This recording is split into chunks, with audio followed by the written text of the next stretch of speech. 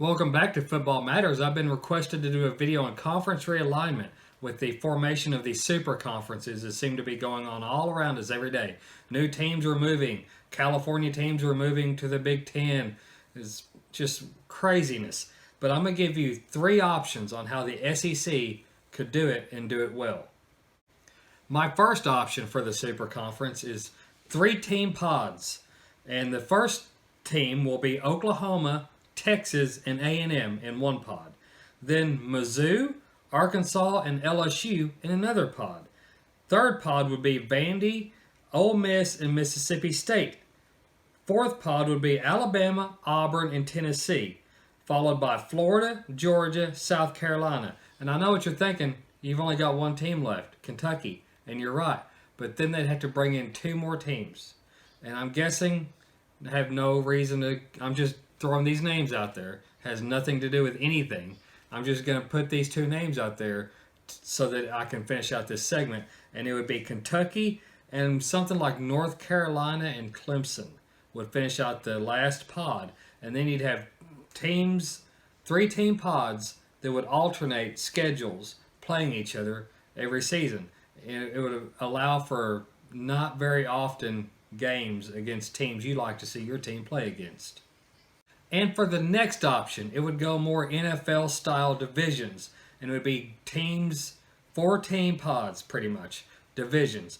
You'd have Oklahoma, Texas, A&M, and LSU.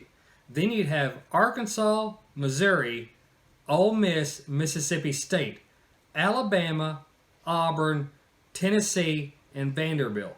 Then you'd have Florida, Georgia, South Carolina, and Kentucky. Now that would allow your teams to play more of the games that you like to see. You might miss a game every other year, but you would still get most of your teams that you like to play and you like to watch the games. Say, even for me as an Arkansas fan, I still like to watch the Alabama-Tennessee game. Okay, we'd still get it. I still want to see Texas A&M against Mississippi State. Okay, we would still get that game probably every other year. So you wouldn't miss out as often as you would with a 3-team pod system. And my last option, which I personally think is the best option to go into this whole super conference with, would redraw the lines. Once Oklahoma and Texas come in, you could just shift a couple teams over and you keep pretty much the same teams in the same divisions. Your East would have Kentucky, Georgia, South Carolina, Florida, Tennessee, Alabama, Auburn, and Vanderbilt. Your West would have Oklahoma, Texas, A&M, LSU, Arkansas, Missouri, Ole Miss, and Mississippi State.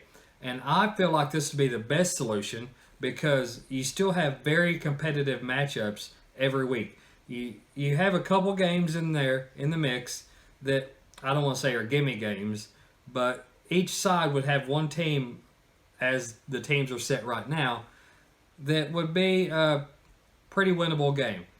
And it keeps very stiff competition. You'd still have A&M, LSU, Arkansas, Ole Miss, Oklahoma. They'd be in one conference, and that'd be a really tough schedule. And the other schedule, you'd have Georgia, Alabama, Auburn, Kentucky.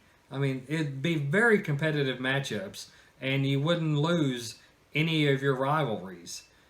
Tennessee could still play Alabama. Arkansas could still play LSU. Your rivalries would stay intact, and you could keep this conference going like this, just have a new East and a new West. And it might make things a little interesting sometimes when Alabama and Georgia are the clear favorites to win. And they're both in the same conference, same division. This has been Football Matters, my video opinion on conference realignment.